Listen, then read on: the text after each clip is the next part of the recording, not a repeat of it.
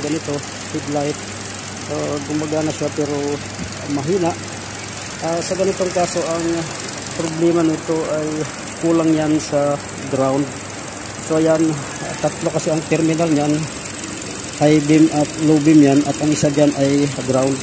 So ayan mga boss, nandito yung kanyang socket connector. Pakita ko lang sa inyo kapag nilagyan ko ng ground yung ground terminal. Ayan yung puti na may dot, yan yung karayom na nilagay ko. Pag idikit ko to dyan, ayan, idikit ko siya dyan, ayan, makita nyo lumalakas yung ating headlight. At ayan, pag tinanggal ko yan, ayan, lalabo siya. Ikabit ko na naman, ayan, lalakas siya. So confirm natin na ang kulang ay ground. So sana po itong video na to ay makatulong sa inyo.